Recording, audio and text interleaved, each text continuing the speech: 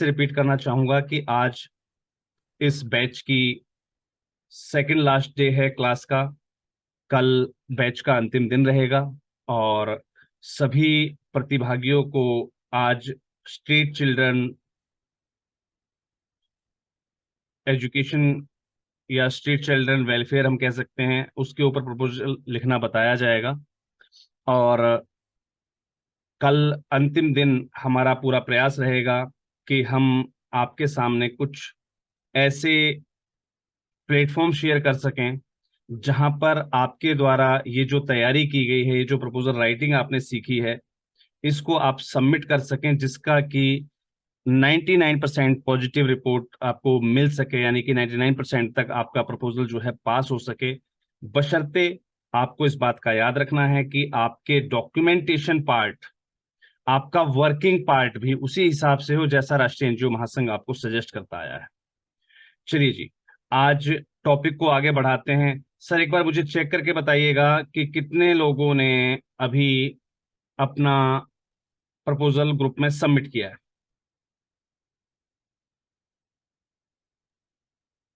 Sir 2 लोगों ने करा है, 2 लोगों ने। बस केवल 2 लोगों ने? हाँ। किस किस नाम से हैं दादा? ये तो एक तो सर एक वैष्णवी हैं, जी। उन्हीं को मैं देख रहा था। और ये एक दूसरी एनजीओ का नाम देख रहा हूँ सर मैं। ये है sir, name of the organiser Shri Chandeshwari Bhagyoday Devsthan Seva संस्था? सेवा ट्रस्ट। हाँ, नहीं भाग्योदय चंदेश्वरी।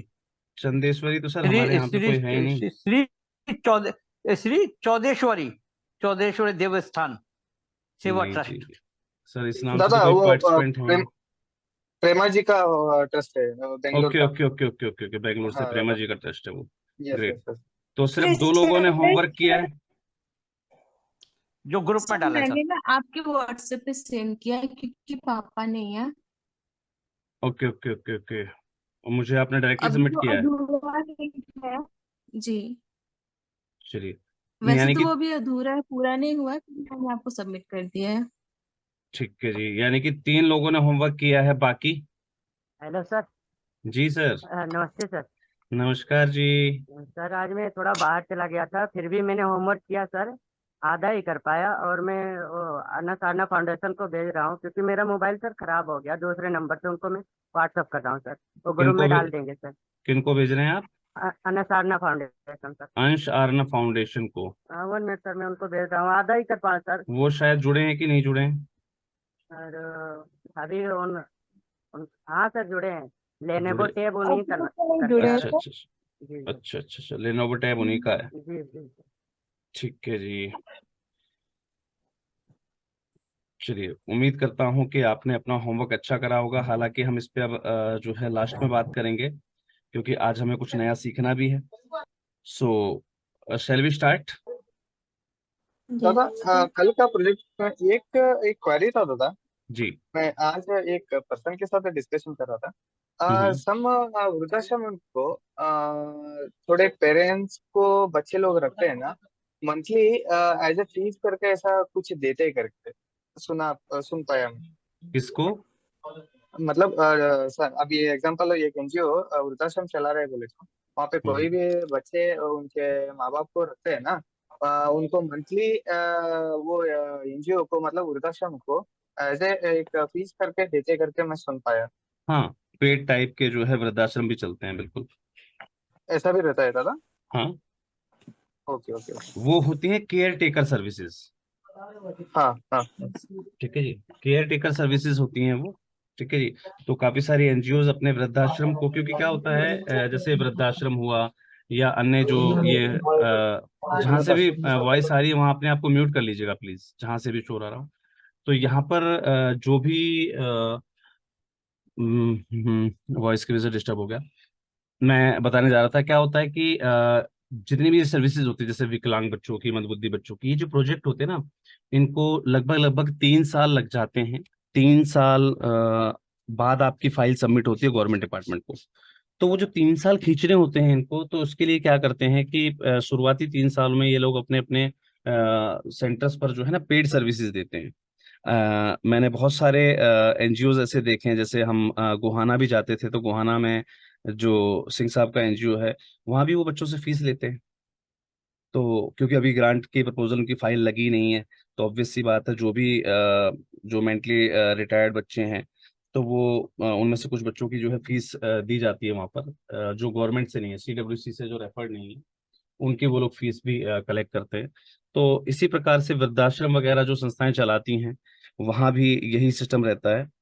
और काफी सारे जो स्कूल्स या वृद्धाश्रम होते हैं, वो डे केयर यूनिट के रूप में काम कर रहे होते हैं। ठीक है जी, डे केयर सेंटर के रूप में, तो वो चार्जेस अपना कुछ भी जो है डोनेशन के रूप में करते रहते हैं। ये बड़ा कॉमन ओके सर। प्रोसीजर है सर। लेकिन ये है कि जब ओके। आपको उस पर्टिकुलर चीज के लिए या पर्टिकुलर बेनिफिशरीज के लिए जब आपको ग्रांट मिलना शुरू हो जाए, तब आप उनसे जो है चार्जेस कलेक्ट नहीं कर सकते हैं। ओके। ओके। ठीक है जी। चलिए ओके। आज के टॉपिक की ओर बढ़ा जाए। यस दादा। चलिए जी, आज हम एक नए तरीके से हम लिखना सीख लें साथ साथ, क्योंकि प्रपोजल यस दादा। राइटिंग तो हम यस कर सर। रहे हैं, है ना। एक नया तरीका भी हाँ। सीख जाते हैं। चलिए मैं एक नया तरीका सिखाता हूँ आपको, जो जनरल चलता है। जनरल चलने का मतलब जिन लोगों को, देखिए, सिर्फ एनजीओ सेक्टर ही नहीं, सीएसआर सेक्टर में भी ऐसे लोग पड़े हुए हैं जिन्हें प्रपोजल राइटिंग के ये जो नियम कायदे कानून होते हैं वो नहीं पता है, वो अनभिज्ञ हैं उन चीजों से। तो ऐसे में जब कोई funding agency, normal funding agency होती है, right, normal funding agency agency two से, अब सीएसआर एजेंसी तो एचसीएल भी है, लेकिन हम एचसीएल को नॉर्मल फंडिंग एजेंसी नहीं कह सकते, है ना। कई बार हमारे लोकल में बहुत सारी कंपनीज होती हैं, ठीक है। और प्लीज जहां से भी शोर आ रहा है अपने आप को म्यूट कर लीजिए। थोड़ा सा जो है ना, इन चीजों का विशेष ध्यान रखा करें जब आप मीटिंग में होते हैं ना, तो क्लास डिस्टर्ब ना हो। तो क्या होता है कि जब हम अपने लोकल में कहीं भी प्रोजेक्ट देते हैं, हमारे लोकल में कोई मॉल है, फंडिंग एजेंसी है, बड़ी कंपनी है, तो वहां पर जब हम प्रपोजल देने लगे, तो ऑब्वियस सी चीज है कि हमें फिर इन सब चीजों का ना इतनी सारी बारीकियों में जाने की आवश्यकता नहीं होती है। हम वहां के लिए ना अपना प्रपोजल जनरल रूप से टाइप करते हैं। वो जो जनरल प्रारूप होता है वो कैसा होता है, अब हम जो है उस पर बात करने वाले हैं, राइट। आपको सबसे पहला उसमें जो टारगेट, जो टाइटल देना होता है, ठीक है। सबसे पहले तो हम अपना टाइटल लिख लेंगे, ठीक है। Project proposal for welfare of street children, right. बाकी सारी चीजें वैसी ही रहेंगी, ध्यान रखिएगा, जो हमने पहले सीखी हैं, सिखाई हैं। यानी कि जो आप उसके लिए आप जो है रेफरेंस लेटर तैयार करते हैं, है ना।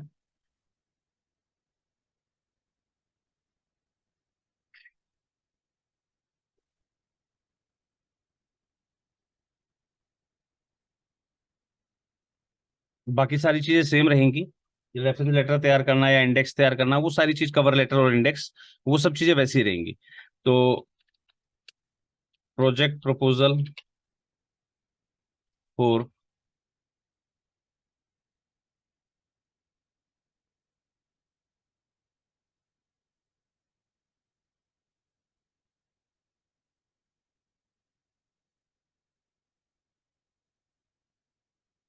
यहां पर ध्यान दीजिएगा, मैंने टॉपिक में भी, टॉपिक में भी, ये देखिए मैंने प्रपोजल का टाइटल लिखा है ना, टाइटल में भी हमने जो हमने नियम सीखे, हमने उन नियमों का ध्यान नहीं रखा। मैंने बताया ना, ये जनरल यूज के लिए होते हैं। मेरी बात समझ पा रहे हैं सभी लोग। जब हम अपने यस दादा। लोकल में किसी प्रपोजल को सबमिट कर रहे होते हैं, तो हमें उन बारीकों का ध्यान नहीं देना होता है। बारीकियां बारीकियां हमारी कहाँ काम आती हैं, जब हमसे प्रोफेशनल राइटिंग कहा जाए, राइट। और जब हम अपनी लोकल एजेंसीज को, जिनका सीएसआर का दायित्व नहीं बनता है, लेकिन कुछ लोकल फंडिंग एजेंसीज होती हैं जो अपनी तरफ से फंड या डोनेशन करती रहती हैं, भले ही उनका प्रॉफिट करोड़ों में ना हो, यानी कि उनके ऊपर सीएसआर लायबिलिटीज लागू ना हुई हो, तब भी वो फंडिंग्स देती हैं। क्योंकि सोशल सेक्टर्स में जो है रहने से कहीं ना कहीं उनकी खुद की मार्केटिंग भी होती है, ठीक है। तो उनको जब हम अपना प्रपोजल सबमिट करते हैं, तो हमें वहां पर जो है किस किस चीजों को लेकर चलना होता है। सबसे पहले हम डाल देंगे यहाँ पर नेम ऑफ द ऑर्गेनाइजेशन, ठीक है जी। उसके बाद टारगेट बेनिफिशरीज, संस्था का नाम आप डाल सकते हैं। टारगेट बेनिफिशरीज कौन होंगे हमारे? Childrens of the community living on the street, right.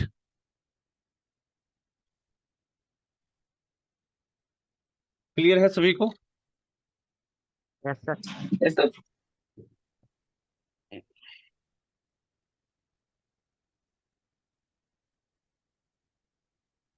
ऐसे कौन से बच्चे हैं ये जिनके पिता जो है पार्सली रूप से एम्प्लॉयड होते हैं, राइट?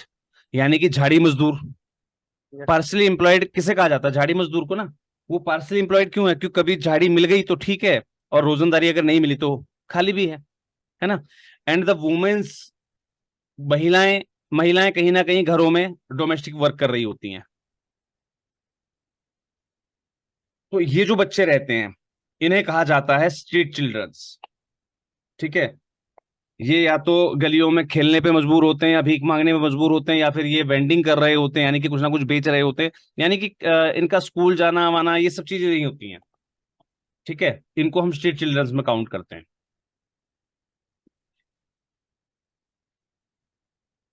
मैं पहले आपको डिफाइन कर देता हूं स्ट्रीट चिल्ड्रन किसे कहते हैं।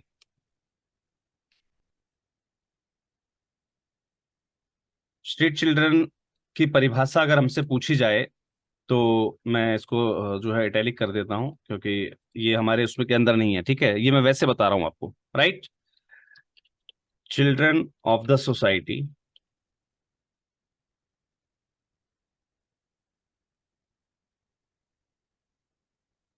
community living on the streets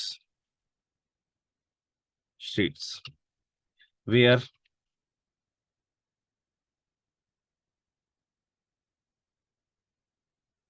most of the men are partially unemployed and the women are employed as domestic help in the nearby households for extremely low numerations.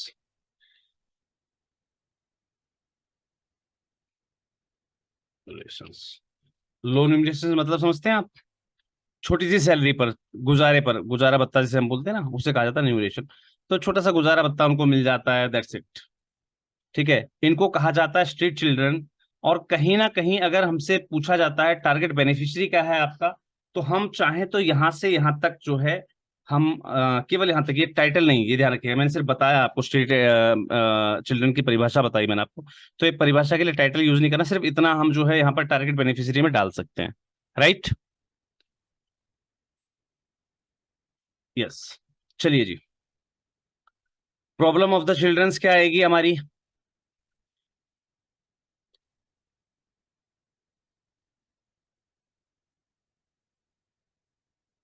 या इसको कहा जाता है प्रॉब्लम इंटरफेस।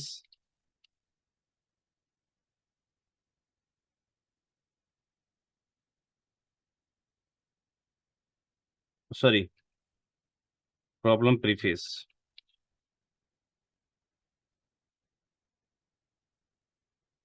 प्रॉब्लम प्रीफेस क्या क्या होंगे हमारे?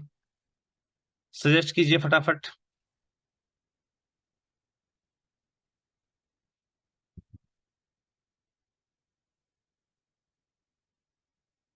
हमारे प्रॉब्लम इंटरफेस क्या क्या हो सकते हैं?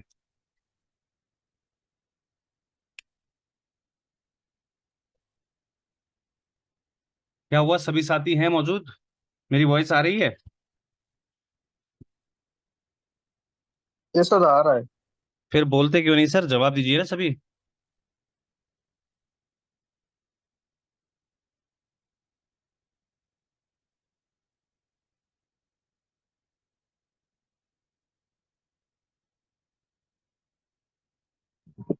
इनकी समस्याएं क्या हो सकती हैं? दादा उनके पेरेंट्स को कन्विंस करने का। प्रॉब्लम इंटरफेस के अंदर सर जब हम स्ट्रीट चिल्ड्रन की बात करते हैं ना, तो पहले हमें बच्चों की हाँ सर। समस्याएं बतानी है। ओके वो हमारे प्रोजेक्ट इंटरफेस में आएगा, उसमें आएगा हमारी प्रोजेक्ट इंटरवेंशंस में। ठीक है। ओके। यहाँ पर समस्याएं क्या है? पहली चीज, बच्चे स्कूल नहीं जा पा रहे होते हैं। राइट। क्यों नहीं प्रॉपर जा पा रहे हैं? गाइडेंस। क्योंकि हाँ। माँ बाप जो है, देखिए, पिता पार्सली अनएम्प्लॉयड है। ठीक है। या मम्मी घरों में काम कर रही है, तो उनको अपने छोटे भाइयों को, बहनों को संभालना होता है। राइट। या उन्हें कुछ कमाने के लिए जाना हो रहा होता है माँ बाप के साथ ही, है ना। तो वो स्कूल जाने में अनेबल अनेबल होते हैं। एक ये हो गई।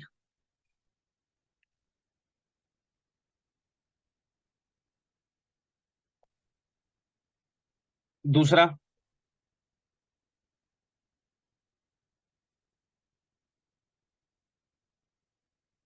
क्या हुआ भाई? सभी के सभी लोग गुम हैं आज।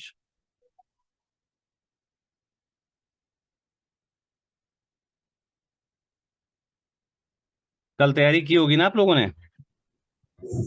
हेलो जी। सर, कई बच्चे काम करते रहते हैं, जी। उनको भी ढूंढना है। होटल्स वगैरह में भी काम करते रहते हैं कई बच्चे, उनको भी ढूंढ। हेलो। जी बताइए। Family breakdown sir. जी। Family breakdown, property. पोवर्टी ना? हाँ सर। ठीक है जी, गरीबी उनका जो है प्रॉब्लम है। राइट। और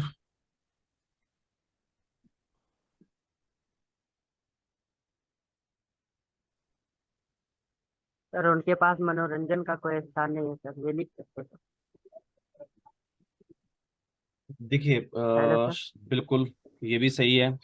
और सर सर बच्चों के आसपास का माहौल, हाँ, जाहिर सी बात है कि वो जो अनसेफ सारे बच्चे एनवायरनमेंट में होते रहते हैं, हैं। है ना। जी। उनके साथ सेक्सुअल एब्यूज भी होता है। कुछ बच्चियां जो हैं वो फ्लैश ट्रेड में भी जाती हैं, यानी कि देह व्यापार में भी सम्मिलित हो जाती हैं, ऐसे गरीब बच्चे। राइट। हम्म। जी और सर। ऐसे बच्चों की शादी बहुत जल्दी हो जाती है। Yes. Right. Right right. Yes. है ना। तो कहीं ना प्रॉपर कहीं। जी। प्रॉपर गाइडलाइंस नहीं रहता है दादा एजुकेशन के बारे में। है ना। तो हमारे सामने समस्याएं क्या क्या आई? एक तो आई एजुकेशन वाली। ठीक है। दूसरी आई हमारे पास फ्लैश ट्रेड। सर कुछ फैमिली बाहर जाते हैं कमाने के लिए। जी। सर कुछ फैमिली बाहर कमाने जाते हैं, हम्म। उनके लिए आउट ऑफ स्टेट जाते हैं कमाने के लिए। सर बच्चों की समस्या बताइए।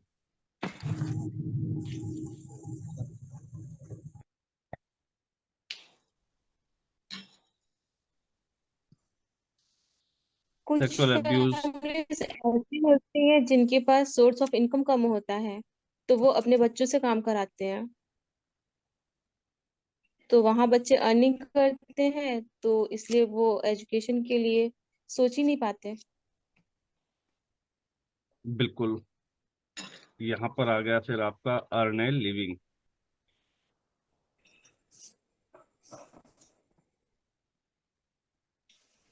ठीक है जी। सर सोशल जी सर। इंटीग्रेशन आएगा सर। जी। Social integration. सोशल इंटरप्रिट मुझे एक बार आप चैट में लिख दीजिए मैम, वॉइस क्लियर नहीं आ पा रही है। हाँ सर। सर मुझे ही वॉइस क्लियर नहीं आ रही है, या फिर कुछ दिक्कत है? नहीं दादा, उनका उनका वही प्रॉब्लम है। अच्छा, ब्रेक उनकी तरफ से ब्रेक हो रही है। हाँ उनका नेटवर्क तो अच्छी से होगा।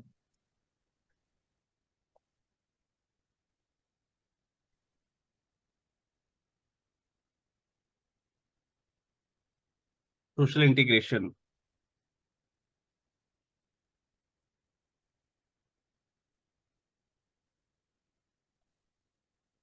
चलिए जी, मेरे ख्याल से 5-6 पॉइंट हम जो प्रॉब्लम प्रीफेसेस में अंदर डालते हैं, physical and mental problem.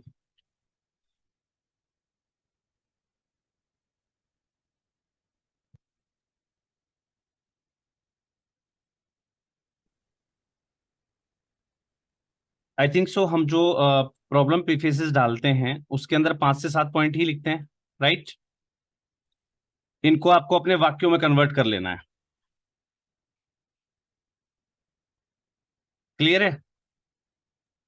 Yes sir. चलिए जी। Yes sir. लोकेशन यानी कि वही प्रोजेक्ट लोकेशन, ठीक है, वो आप यहां पर डाल देंगे। ये सीख चुके हैं हम ऑलरेडी, ठीक है जी। गोल्स, हमारा गोल्स क्या रहेंगे? इसी कम्युनिटी से रिलेटेड हम अपना एक गोल डाल देंगे, ठीक है। To bring awareness in the community about the basic right of the children, है ना, and work toward the development of this particular community, right? Right. ठीक है जी। उसके बाद हमारे आ जाएंगे ऑब्जेक्टिव्स, प्रोजेक्ट ऑब्जेक्टिव्स।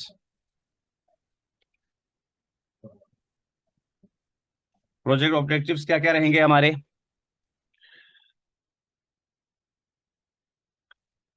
यही एक मेन पॉइंट होता है जिससे हमें बड़ा संभाल के लिखना होता है, क्योंकि इसके बाद मैंने आपको बताया था कि काफी सारी चीजें इससे मैच होती हुई चली जाएंगी, right? Education sir, sorry, education, education, access to, yes sir, ठीक है जी। एक्सेस टू एजुकेशन कर देंगे हम इसको। Yes sir. Health and nutrition sir, right.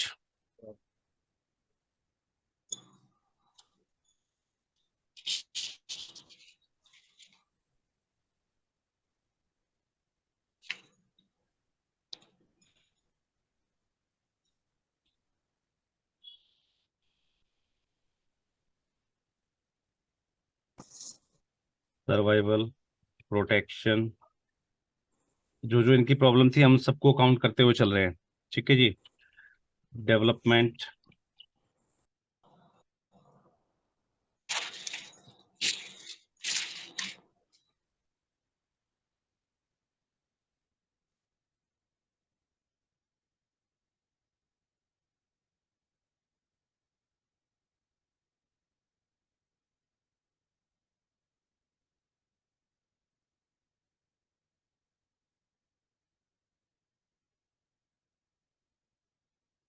so that they are able to access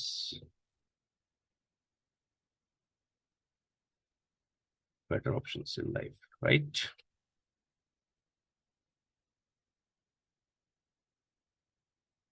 एक पॉइंट हो गया हमारा। ये हमारे प्रोजेक्ट ऑब्जेक्टिव्स हैं, हम इस प्रोजेक्ट में क्या क्या करने वाले हैं। यहां तक क्लियर है सभी को? सेकंड पॉइंट,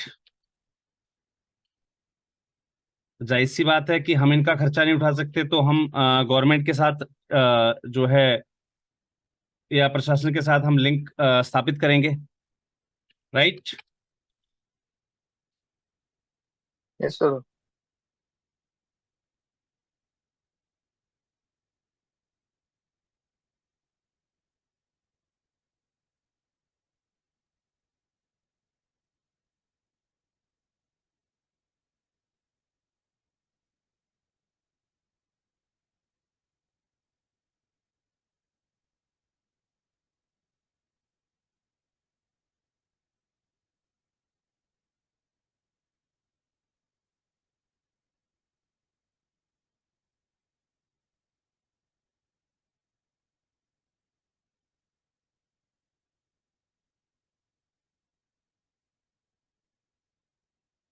देखिए क्या होता है कि जैसे अभी आपने यहाँ पर लिखा फिजिकल एंड मेंटल प्रॉब्लम्स, हम स्ट्रीट चिल्ड्रंस के लिए वर्क कर रहे हैं, लेकिन हम यहाँ पर कोई मेंटल होम या फिजिकली रिटायर्ड पर्सन्स के लिए रिटायर्ड होम नहीं खोल रहे ना, ठीक है।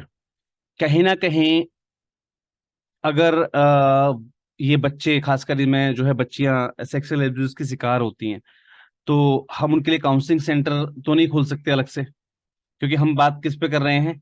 Welfare for the street childrens, है ना।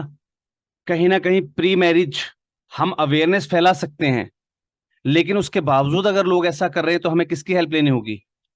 पुलिस और प्रशासन की, राइट? तो ये सब चीजों के लिए हमने लिंक स्थापित करना है वेरियस इंस्टीट्यूशन से जो इस क्षेत्र में काम कर रहे हों, गवर्नमेंट डिपार्टमेंट से, ठीक है, जिससे कि हम इन सब चीजों पे काबू भी पा सके और ये जो कम्युनिटी है वो अपनी नीड्स को जो है फुलफिल भी कर सके। करेक्ट? Yes sir. ठीक है जी। जैसा कि अभी युग चेतना महिला मंडल वालों ने लिखा है ना कि भाई improve mental, physical, economical and education, तो हम उनकी फिजिकल या जो उनकी जो है मेंटल जो स्थितियां है ना, हम उसको डेवलप नहीं कर सकते, लेकिन हम इनको डेवलप करने के लिए डिफरेंट डिफरेंट डिपार्टमेंट से कांटेक्ट कर सकते हैं, कांटेक्ट स्थापित कर सकते हैं, जिससे कि वो लोग इस पर काम करें। राइट?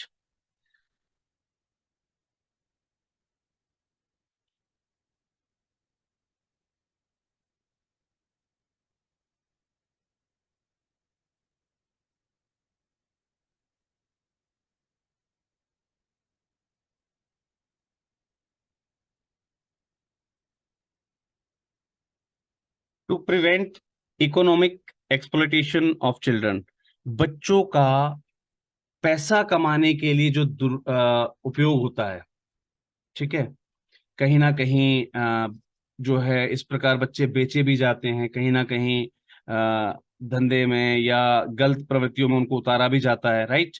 तो हम इससे उनको प्रिवेंट कर सकें। क्लियर है यहाँ तक? जी सर। उनकी यस गरीबी का नाजायज फायदा उठाया जाता है। हाँ, देखिए ऐसे, देखिए जब जो गरीब बच्चे होते हैं ना, उनकी गरीबी का जो है नाजायज फायदा उठाया ही जाता है, ये बात तो बिल्कुल करेक्ट है। तो कहीं ना कहीं संस्था इस पे भी वर्क करेगी। जी। दादा, बैड हैबिट से उनको दूर रखने का। ग्रेट। ये देखिए, ये एक पॉइंट निकल कर आया ना हमारे सामने, बहुत बढ़िया, कि उनको हम उनकी जो बैड हैबिट्स हैं, ठीक है, जो उनको कहीं ना कहीं अनएजुकेशन की वजह से उनके पास आई बैड हैबिट्स, हम उनसे उनको दूर कर सकते हैं ना, to prevent the childhood from basic bad habits and, और साथ साथ क्या आ जाएगा, एक वो था ना हमारे, क्या कहा जाता है इसको,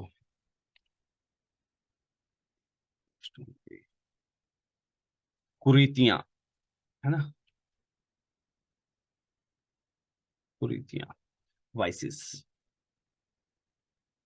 हैबिट्स एंड वाइसेस। क्लियर है?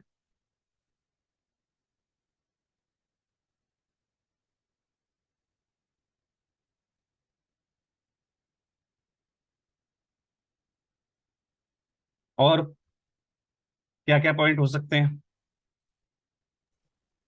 दादा, पेरेंट्स को इसमें लो कम्युनिटी ये रहता है ना, अंधश्रद्धा में बहुत ये करते रहते हैं। अंधविश्वास? हाँ दादा। देखिए सर, वो हर हो सकता है पॉइंट, वैसे वो भी हो सकता है, लेकिन आई थिंक सो यहाँ पर मेजर पॉइंट वो नहीं बनेगा, क्योंकि हम स्ट्रीट चिल्ड्रंस पे वर्क कर रहे हैं, तो कहीं भी उनका अंधविश्वास इस आड़े आए या अंधविश्वास की वजह से बच्चे बाहर घूम रहे हैं, ऐसा पॉसिबल नहीं है ना? नहीं दादा, मतलब मैं ये बोल रहा था, अगर एग्जांपल एक बच्चे को, छोटा बच्चा को एक कुछ बीमारी है, उन्होंने हम्म। क्या करते हैं, ये हॉस्पिटल को जाने से बेहतर है कौन सा, तो बाबा जी के पास, किसी के पास शायद ये बांधने के लिए वहां पे अंधश्रद्धा के वैसा मैं वो वे से बता दिया। बिल्कुल। वो प्रॉपर गाइडलाइंस नहीं रहता है दादा। चलिए जी, उसको भी एड ऑन करते हैं, safe and secure environment for the street children to ensure the sorry, public नहीं आएगा, to ensure the proper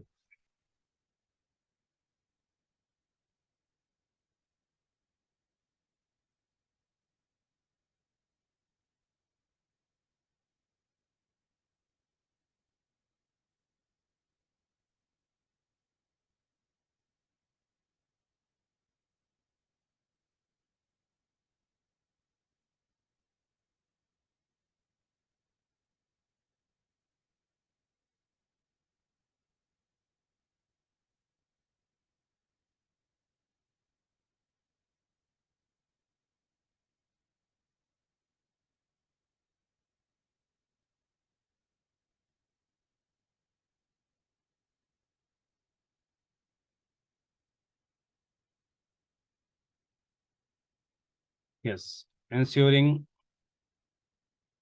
to ensure the proper basic education related need of the particular community, right? To ensure the proper basic education related needs of the particular community. Community कौन सी है हमारी? Street childrens, right? चलिए, I think सो 5 से 6 point बहुत होते हैं, इससे ज्यादा हमें आगे वैसे बढ़ना नहीं है। ठीक है जी, आगे चलते हैं। स्ट्रेटजीज,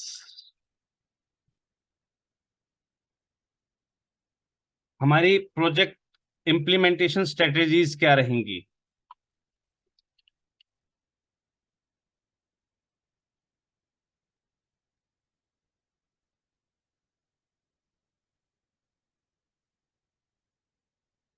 प्रोजेक्ट स्ट्रेटजीज बोलते हैं ना इनको। फर्स्ट सर्वे दादा। सर्वे। चलिए जी,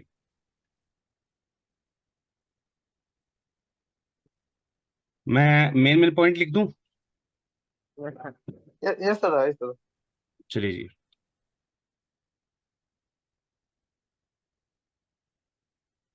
ये हो गया सर्वे। कम्युनिटी आउटरीच क्या होता है?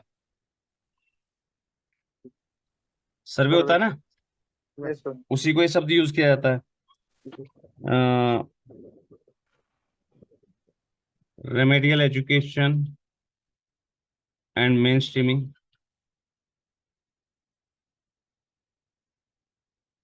रेमेडियल एजुकेशन क्या हुई? जो हम बालशालाएं खोलकर उनको एजुकेशन प्रोवाइड करते हैं। और मेन स्ट्रीमिंग क्या हुआ? उनकी बेसिक एजुकेशन को कंप्लीट करते हुए उनको मेन स्ट्रीम में जोड़ देना, यानी कि स्कूल तक जोड़ देना, राइट? क्लियर है? समझ में आ रहा है आपको? Yes sir. यस है सर। ना? हम इसमें क्या करेंगे, अब जैसे हम बात करते हैं कि भाई ये एक्टिविटीज कब होंगी, तो कम्युनिटी आउटरीच तो आप जब प्रोग्राम स्टार्ट कर रहे हैं उसके पहले दूसरे महीने में हो जाएगा, पहले महीने में ही। ठीक है। Remedial education and main streaming रहेगी हमारी, ये हम ले सकते हैं इसमें अप्रैल मई जून, राइट? क्योंकि हम चाहें तो बच्चे को जुलाई से एनरोल करवा सकते हैं स्कूल में, राइट? तो वो जो 3 महीने रहेंगे, मई अप्रैल मई जून का, वो आपका रहेगा किसमें? रेमेडियल एजुकेशन या मेन स्ट्रीमिंग में। या आप चाहें तो उनको दिसंबर जनवरी फरवरी मार्च ये भी ले सकते हैं, क्योंकि अप्रैल से एडमिशन हो जाता है। तो अभी अगर हम प्रोजेक्ट शुरू करें, हम आज मई के महीने में प्रोजेक्ट शुरू कर रहे हैं, तो हम प्रोजेक्ट के लास्ट में तो दिखाएंगे नहीं इसको, है ना? तो हम कहां पर दिखाएंगे इसको? दिसंबर से, राइट? दिसंबर से हम इनकी एजुकेशन स्टार्ट करके और इसको मार्च से जो है मेन स्ट्रीमिंग में जोड़ देंगे। ठीक है जी।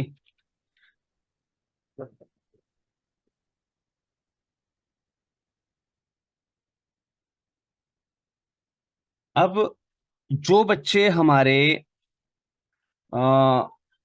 अपने सिबलिंग्स को संभालने में लगे होते हैं, ऐसी बच्चों को आप स्कूल के लिए जब प्रमोट करेंगे तो कैसे कर पाएंगे? अगर उनके छोटे भाई बहन हैं तो उनके लिए भी एक व्यवस्थाएं करनी पड़ेंगी फिर आपको अलग से, राइट? उसके लिए प्री स्कूल या डे केयर प्रोग्राम्स चलाने पड़ेंगे आपको। गलत तो नहीं कह रहा मैं? नहीं दादा, सही है।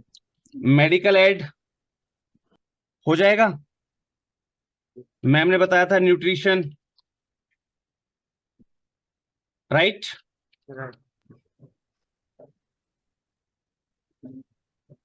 फूड का दादा। वो फूड न्यूट्रिशन में आ गया ना सर। Okay okay, fine. भाई हम उनको न्यूट्रिश फूड देंगे ना, तो फूडिंग तो उसमें आई गई ऑटोमेटिकली। रिक्रिएशनल सर्विसेज हो गई हमारी।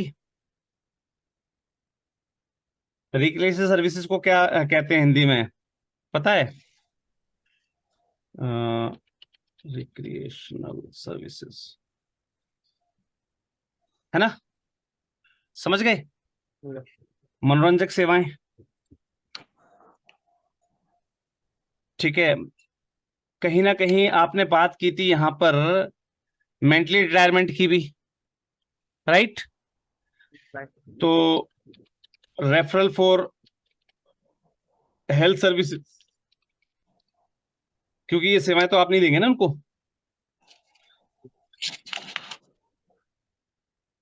लाइफ स्किलफुल चिल्ड्रंस हो जाएगा ना?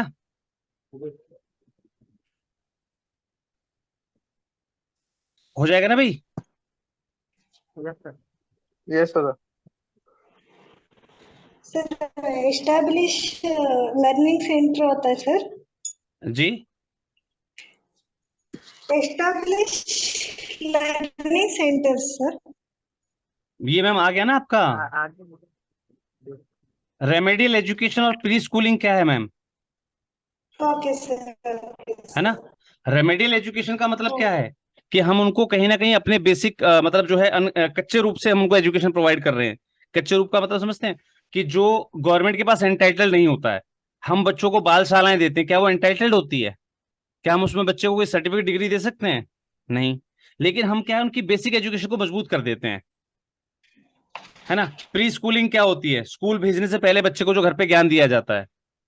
राइट?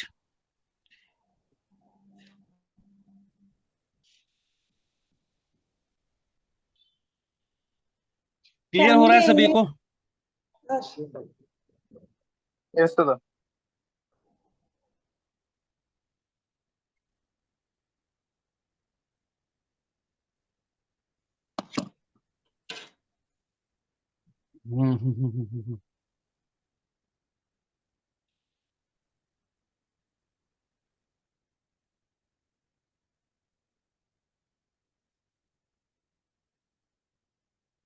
आई थिंक सो इन सारे पॉइंटों पे आप एक एक वाक्य भी बनाएंगे ना, तो काफी है। क्लियर है यहां तक भाई? लाइफ जी स्किल सर। हमने उनको प्रोवाइड कर दी, है ना?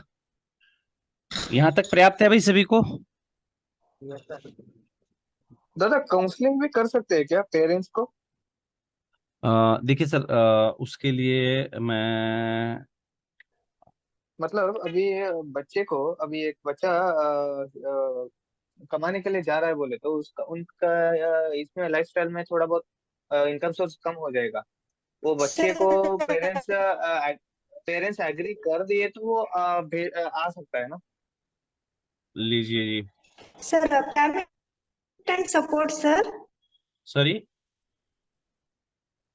फैमिली एंगेजमेंट एंड सपोर्ट आ जाएगा सर, वो पॉइंट। मैम आपकी वॉइस डिस्टर्ब आती है, आप मुझे व्हाट्सअप कर दिया कीजिए। व्हाट्सअप कर दीजिए। वोकेशनल ट्रेनिंग जिन्होंने भी लिखा था मैंने इन्वॉल्व कर दिया है यहाँ पर। Referral and support for vocational training and counselling, sir आपने जो काउंसलिंग की बात कही थी वो भी मैंने इसमें इन्वॉल्व कर दिया है। क्योंकि हमें कहीं ओके ना दादा, कहीं ये भी ओके। दिखाना ना कि साथ में हमारी एजेंसीज भी वर्क कर रही हैं। हाँ हाँ हाँ, yes sir. Right? Yes sir.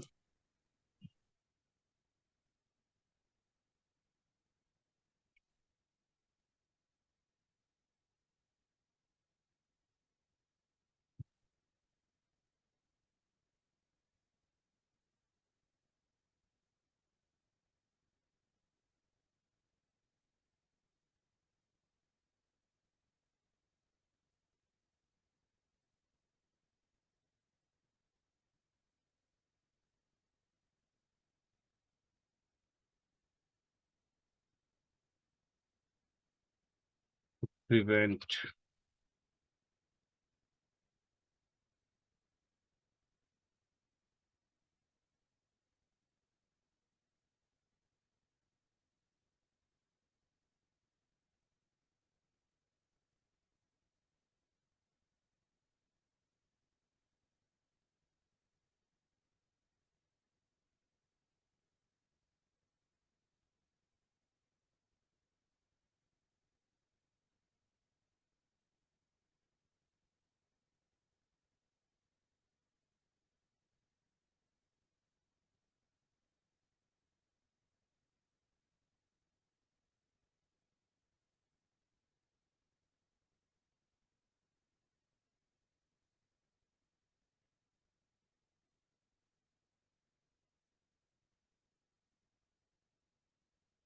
Right?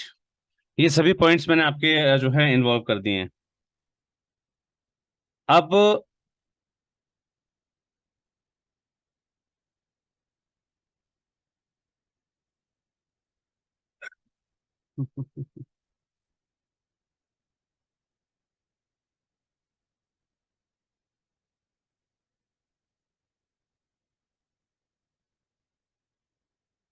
यहां तक क्लियर है सभी को?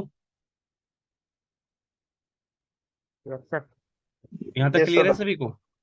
Yes sir. चलिए जी।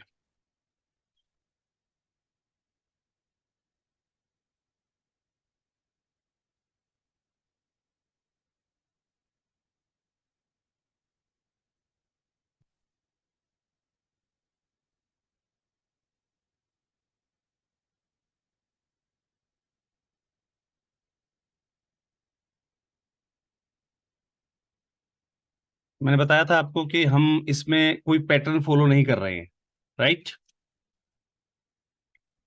राइट। Right sir.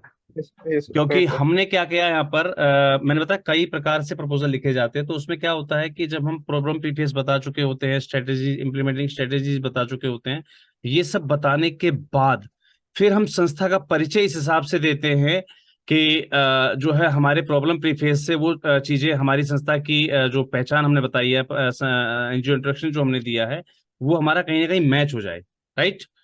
तो इस हिसाब से हम कई बार जो है प्रपोजल को लिखते हैं। यहाँ पर आपने अबाउट ऑर्गेनाइजेशन कर दिया आप, ठीक है जी। इसके बाद आपका आ जाएगा क्या? Sustainability plan. क्या आ जाएगा फिर आपका? बैक स्पेस काम क्यों नहीं कर रहा भैया?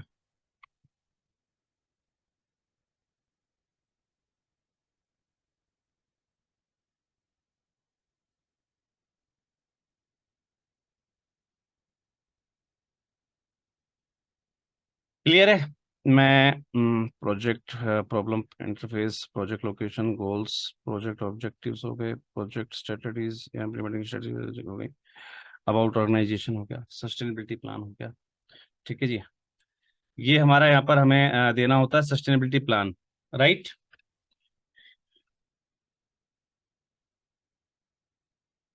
और इसके साथ आप दे सकते हैं अपना बजट।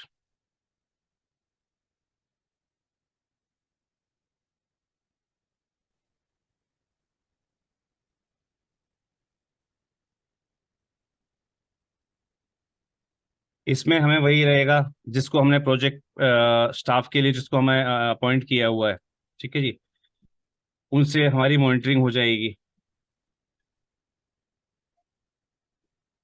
सस्टेनेबिलिटी प्लान के बाद आपका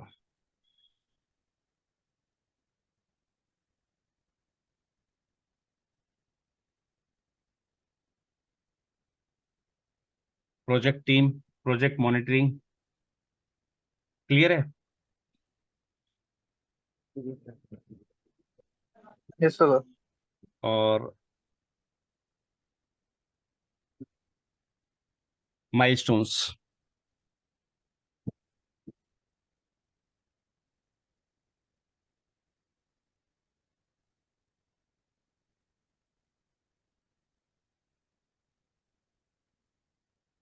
माइलस्टोन्स इसके कैसे लिखे जाएंगे? इसके आपको जब माइलस्टोन्स लिखे ना आप, तो इसमें क्या देना है आपको कि हर साल इस समय तक हम काउंसलिंग कर चुके होंगे, इस समय तक हम बच्चों को प्री एजुकेशन प्रोवाइड कर चुके हैं, क्योंकि हमें एडमिशन दिलाने होते हैं साथ साथ, ठीक है? तो हर एक चीज का माइलस्टोन अलग अलग रहेगा। आप उनको जो ट्रेनिंग्स प्रोवाइड करवा रहे हैं, अब मान लीजिए आपने यहाँ पर बात की थी जो है फाइनेंशियल एंगेजमेंट या सपोर्ट की, या फिर वोकेशनल ट्रेनिंग प्रोग्राम की। वोकेशनल ट्रेनिंग प्रोग्राम आप उनको कब करवाएंगे? जब गर्मी में जून की छुट्टियां चल रही हूँ, राइट? Right sir. अगर आप उनको प्री एजुकेशन जो है जनवरी से लेकर मार्च में प्रोवाइड कर रहे हैं, तो वोकेशनल ट्रेनिंग आप कब प्रोवाइड करेंगे उनको? केवल जून में, जब छुट्टियां होती हैं, जिनसे उनका स्कूल भी डिस्टर्ब ना हो, राइट? तो ये सारी चीजें रहेंगी। और मेरे हिसाब से इस प्रपोजल के अंदर और किसी चीज को इन्वॉल्व करना गलत है।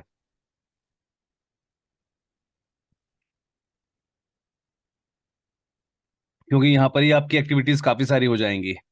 आप उनको मेडिकल एड्स भी प्रोवाइड कर रहे हैं, राइट? सर्वे यहाँ पर आपने किया, टीम यहाँ भी लगी आपकी, रेमेडियल एजुकेशन के लिए टीम लगी आपकी, डे केयर प्रोग्राम्स के लिए आपको सेंटर्स खोलने पड़े, है ना? एक सेंटर यहाँ स्टेब्लिश हुआ है, मैं देखिए मैं आपको यहाँ पर बताता जा रहा हूँ। रेमेडियल एजुकेशन, और वहीं साथ साथ आपका प्री स्कूलिंग और एजुकेशन चल रहा है। कुछ स्टाफ आपको यहाँ पे चाहिए होगा न्यूट्रिशन के लिए, यानी कि फूडिंग की जो व्यवस्थाएं आप करवा रहे हैं। ठीक है जी। मनोरंजन एक्टिविटीज के लिए अगर हम रिक्रिएशनल एक्टिविटीज की बात करते हैं, तो प्री स्कूलिंग के बाद, यानी कि इसी रेमेडियल एजुकेशन वाले सेंटर को, या फिर प्री स्कूलिंग या डे केयर प्रोग्राम वाले, डे केयर तो ये पूरा डे केयर हो जाएगा छोटे बच्चों का, ये तो रेमेडियल एजुकेशन वाला जो था हमारा, ठीक है, उसको कुछ समय चलाने के बाद हम वहीं पर जो है रिक्रिएशनल एक्टिविटीज दे सकते हैं, यानी कि मनोरंजन प्रोग्राम हम वहां पर प्रोवाइड कर सकते हैं। राइट। हेल्थ केयर तो हमें रेफरल करना है, लाइफ स्किल्स हम जो है इसी रेमेडियल एजुकेशन में दे सकते हैं। ठीक है जी। तो यहाँ पर आपको इस टाइप से जो है अपना वर्क करना है। एक टीम आपकी जो रहेगी वो कम्युनिटी अवेयरनेस और एडवोकेसी के लिए रहेगी।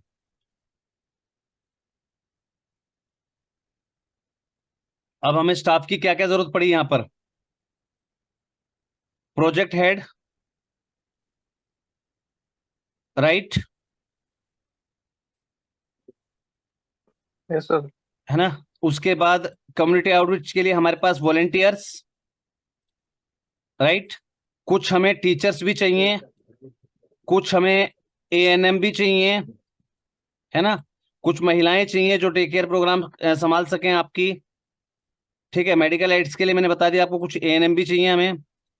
हमें रसोइया भी चाहिए, राइट। रिक्रिएशनल एक्टिविटीज के लिए हमें एक बंदा चाहिए, जिसे हम गेम टीचर या कुछ भी कह सकते हैं, नाम उसका जो भी रहता है एक प्रोफेशनल लैंग्वेज में, है ना। PT sports teacher. टीचर है, हाँ, पीटी टीचर। पीडी टीचर कह सकते हैं, बिल्कुल स्पोर्ट्स टीचर या पीडी टीचर जो भी है। ठीक है।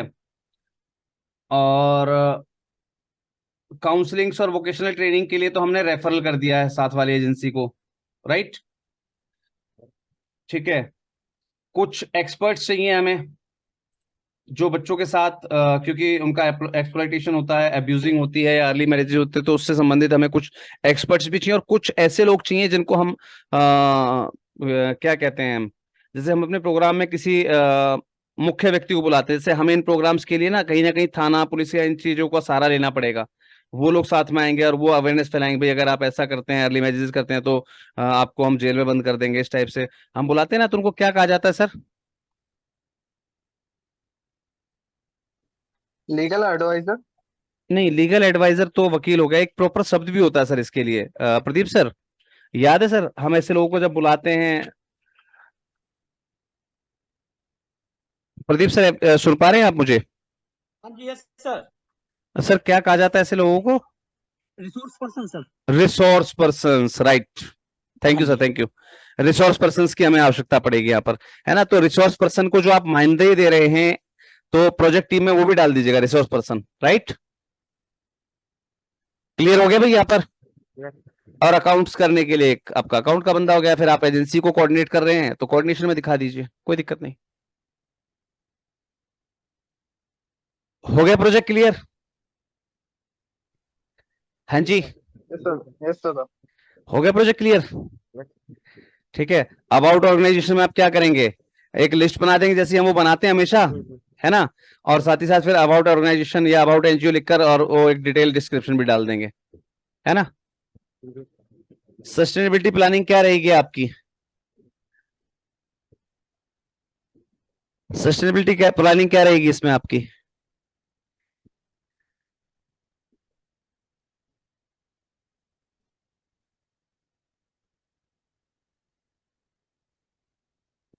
देखिए, सस्टेनेबिलिटी प्लानिंग में हम क्या क्या डाल सकते हैं।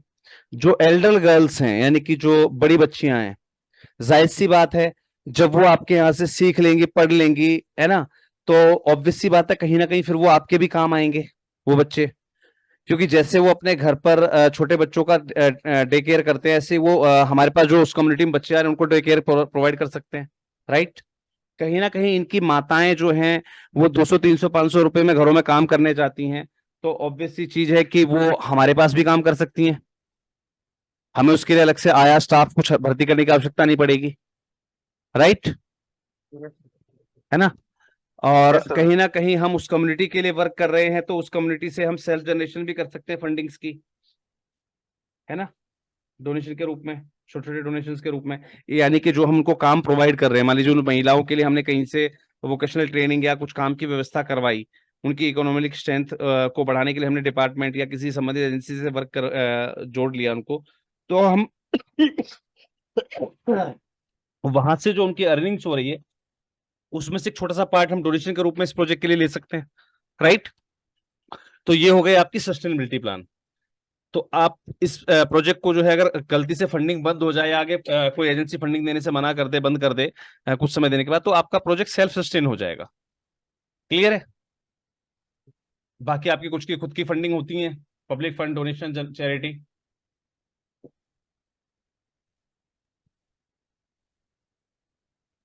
क्लियर है सभी को?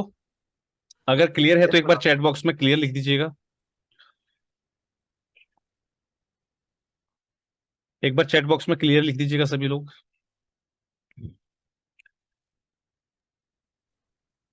दादा एक क्वेरी था दादा, अगर हम लोग कंपनी से कुछ फंडिंग ले रहे, हम लोग पब्लिक डोनेशंस भी ले सकते हैं क्या? हाँ, पब्लिक डोनेशन भी ले सकते हैं।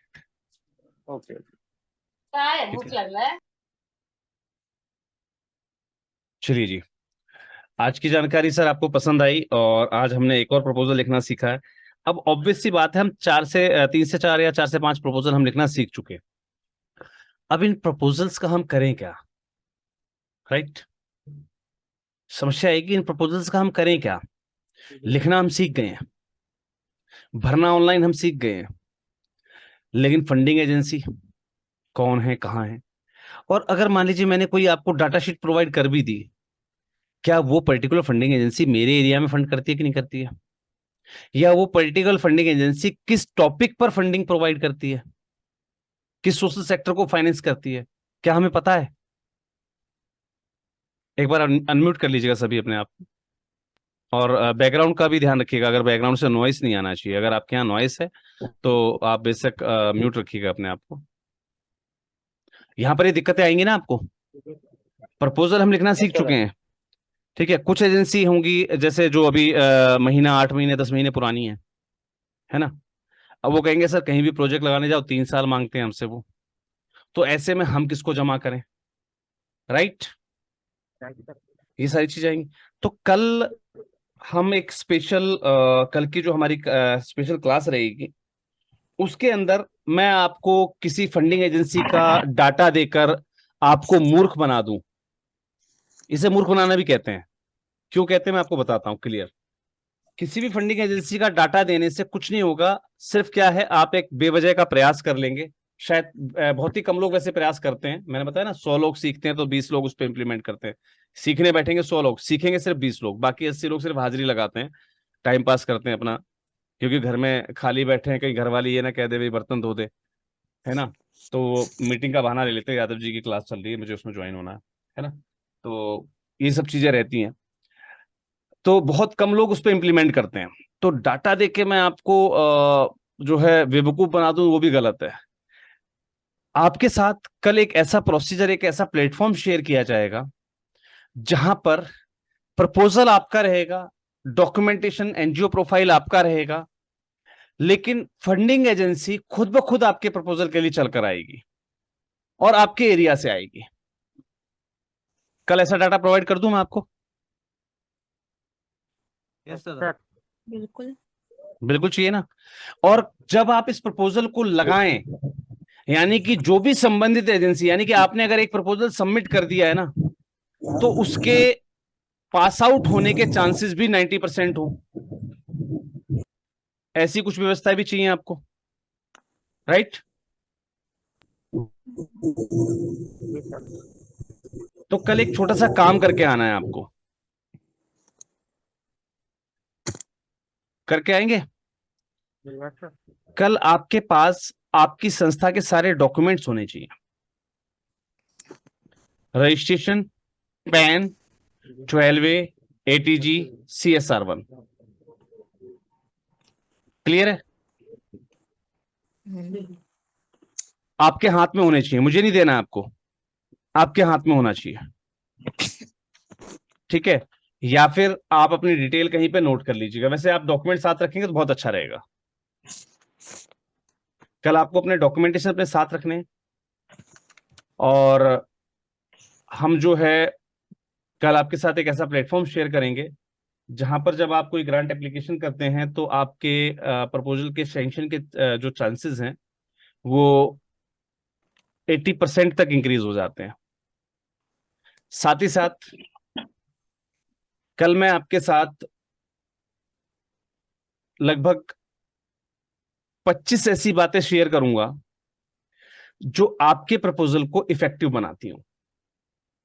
प्रपोजल लिखना हमने सीख लिया है, लेकिन जब हम प्रपोजल लिख रहे होते हैं उस समय भी, लिखने से पहले भी और लिखने के बाद भी, जमा करते समय भी कुछ ऐसी बातें होती हैं जिनका आपको विशेष रूप से ध्यान रखना होता है, और कहीं ना कहीं वो जो टिप्स हैं वो भी आपकी प्रपोजल के सैंक्शनिंग के जो चांसेस हैं उनको अपलिफ्ट करती हैं, राइट। तो कल जब सेशन स्टार्ट होगा, जिन एजेंसीज का CSR 01 रजिस्ट्रेशन नहीं है, नहीं, कल उस प्लेटफॉर्म का फायदा वो संस्थाएं नहीं ले पाएंगी जिनके पास CSR 01 नहीं है, क्योंकि मैंने आपको बताया ना कि फंडिंग एजेंसी, अब तो आपको क्लियर पता होगा 1 अप्रैल 2021 से जो है CSR 1 कंपलसरी हो चुका है। सर मैं गलत तो नहीं कह रहा, 1 अप्रैल 2021 से हुआ था ना CSR 01? हाँ, आज हम 2023 में चल रहे हैं, 2 साल हो चुके इस बात को। अगर आपने नहीं बनवाया है तो आप गलती में हैं। कुछ संस्थाएं कहेंगी सर हमारे पास 12 ATG नहीं है। अगर आपने नहीं बनवाया है तो आप गलती में हैं, है ना। डॉक्यूमेंटेशन आपके पास होना चाहिए, डॉक्यूमेंटेशन होगा तो बात अच्छी बनेगी। तो कल जो प्लेटफॉर्म आपके साथ शेयर किया जाएगा उसके लिए CSR 01 मैंडेटरी है, 12 ATG मैंडेटरी है, क्योंकि फंडिंग एजेंसी भाई इतना बड़ा फंड देगी आपको। आपके प्रपोजल जो आपने लिखे हैं वो 2-4-5 हजार रुपए के तो लिखे नहीं है, 200-400-500 के। आजकल तो जो लोग 2,000-5,000 भी डोनेशन देते हैं ना, उनको भी ATG की स्लिप चाहिए होती है ना। 200-500 वाला बेशक ना मांगे, तो 200-500 का प्रपोजल नहीं है आपका, तो आपके पास 12 ATG CSR 1 होना चाहिए, ठीक है, तो आप उस प्लेटफॉर्म का फायदा ले सकेंगे। बाकी हताश नहीं होना है, क्योंकि आज नहीं है तो कल तो बनवा लेंगे ना आप। सीखना जरूर है कि उस प्लेटफॉर्म क्या है, वो प्लेटफॉर्म उसको कैसे यूज करना है हमें, ये सारी चीज कल आपको लाइव सिखाई जाएंगी। कल एडिशनली मैं आपके साथ, क्योंकि लास्ट डे हमारे सेशन का, तो कल मैं आपके साथ एक मुख्य चीज शेयर करूंगा कि 25 ऐसे पॉइंट्स मैं आपको बताऊंगा जो आपको विशेष रूप से ध्यान रखने होते हैं जब आप कहीं भी प्रपोजल राइटिंग के लिए जाएंगे। प्रपोजल राइटिंग जब आप करते हैं तो 25 मुख्य बिंदु होते हैं आपके पास, वो मुख्य बिंदु बहुत जरूरी हैं जो आपके प्रपोजल की सैंक्शनिंग के परसेंटेज को इंक्रीज कर देते हैं, राइट। चलिए मैं अब आज के सेशन को एंडिंग की ओर लेके चलता हूं, और अब मैं इस सेशन को माननीय हमारे पूर्व अध्यक्ष महोदय प्रदीप जी को रेफर करना चाहूंगा कि सर आप इस सेशन को आप एंडिंग की ओर लेकर चलें। और एक और इम्पोर्टेंट अनाउंसमेंट मुझे करनी है।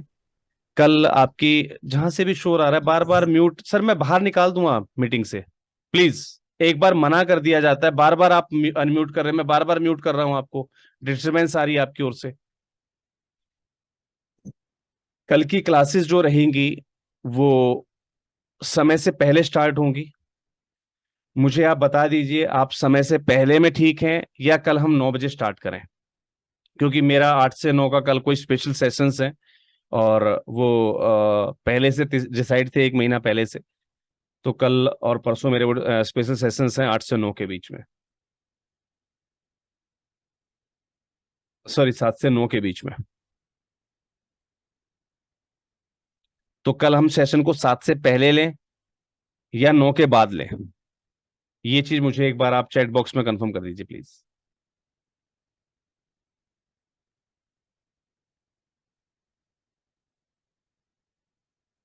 सभी लोग सुन पा रहे हैं मुझे?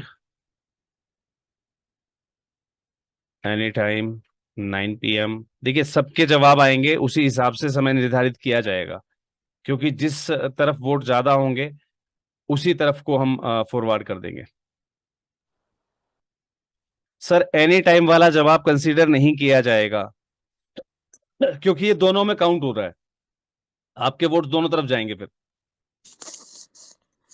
सर आज से स्कूल बंद है तो हम फुल टाइम के लिए फ्री हैं। नहीं, फुल टाइम वाला जवाब नहीं चलेगा ना मैम। तो फिर आप 7 के पहले भी हमारे कर पास सकते हैं। चैट बॉक्स में लिखिए मैम, चैट बॉक्स में, जिससे मुझे दादा काउंटिंग्स पता लग जाए।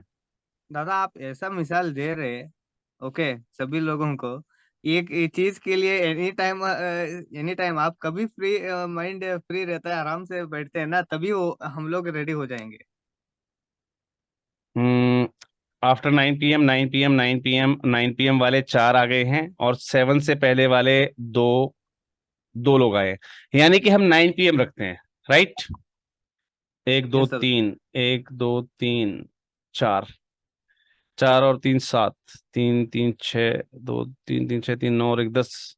यार 10 लोग हैं हम अभी, सबका जवाब नहीं आया है। 9 तो जवाब आने चाहिए मेरे पास। 1 7 7 7 3, 3 तो हैं 7 वाले भैया और 9 वाले ज्यादा हैं। ठीक है, तो हम रात्रि 9 बजे रखते हैं। ठीक है जी, रात्रि 9 बजे रहेगा आपका सेशन, क्योंकि मेरी कल स्पेशल मीटिंग्स हैं, एक स्पेशल वर्कशॉप है मेरी 7 to 9 की, जो पहले से डिसाइडेड है। तो कल वहाँ थोड़ी सी व्यस्तता रहेगी। तो जैसे ही मैं उस ट्रेनिंग से फ्री होता हूँ, लिंक भी इमीडिएटली भेजा जाएगा। तो प्लीज आप लोग कोशिश कीजिएगा कि आप अपने सेशंस के लिए, हम भले ही 9:30 9:15 स्टार्ट करें, लेकिन मैं 15 मिनट का गैप जरूर दूंगा मेरे जो है लिंक भेजने में। तो 15 मिनट का गैप जरूर रहेगा। तो 9 से 9:30 बजे के बीच में आप प्लीज ग्रुप में एक्टिव रहिएगा। 9 से 9:30 बजे के बीच में।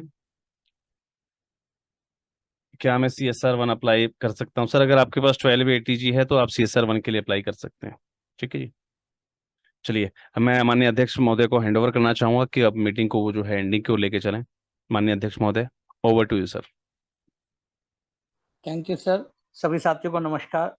देखिए सर, जिस बात को मैं कल कह रहा था, आप सब लोगों से पूछ रहा था कि डॉक्यूमेंट्स के लिए, आज सर ने वही बात कह दी। अब जिन लोगों के डॉक्यूमेंट्स कंप्लीट नहीं होंगे, अब उन्हें बहुत दुख होगा कि भाई हमारे पेपर कंप्लीट नहीं थे। कल मैं तो सर सभी लोगों से, अब बहुत पुरानी संस्थाएं हैं इसमें जिन्होंने अपने डॉक्यूमेंट्स नहीं कंप्लीट करा रखे। चलो सर, जो बीत गया वो बीत गया। आप लोगों से पुनः रिक्वेस्ट है कि आप लोग अपने कल जो सर डाटा उसको कल इमीडिएट ना करके आप 1 महीने में या 10 दिन में 15 दिन में अपने सारे डॉक्यूमेंट्स पूरे करवा लें। सर जो ये CSR एक्सचेंज पोर्टल के बारे में पूछ रहा है, sir CSR exchange portal MCA की साइट पे अवेलेबल है। आप वहां जाके अपना, अगर आपके पास CSR 1 है, आप वहां अपना नंबर डाल के अपने उसको देख सकते हैं। सर CSR पे एक्सचेंज पोर्टल को आप अपना नंबर डाल के अपना पासवर्ड जनरेट करके उसमें आप देख सकते हैं अपना। तो सर सभी लोगों से अनुरोध है कि अपने डॉक्यूमेंट्स कंप्लीट कराएं। अभी जैसे मैं कल देख रहा था तो 2 या 3 लोगों के ही हैं। एक वाग एजुकेशन वालों का है, एक युग युग संस्था कौन सी है, एक मैडम का है, और एक सर और थे जिन्होंने बताया था उनके डॉक्यूमेंट्स कंप्लीट है। बाकी कोई निराश ना हो, जिनके डॉक्यूमेंट्स में कोई भी कंप्लीट कोई भी दिक्कत आ रही है, वो महासंघ से संबंध महासंघ को कांटेक्ट करें। महासंघ के हेल्पलाइन पे सर आपकी पूरी हेल्प करेंगे। उसमें आप अपने डॉक्यूमेंट्स को जरूर कंप्लीट करें, क्योंकि सबसे प्रायोरिटी है ना आपके सीखने के बाद कि उसमें आप डॉक्यूमेंट्स को कंप्लीट करें। आपका मेन फोकस डॉक्यूमेंट्स रहेगा।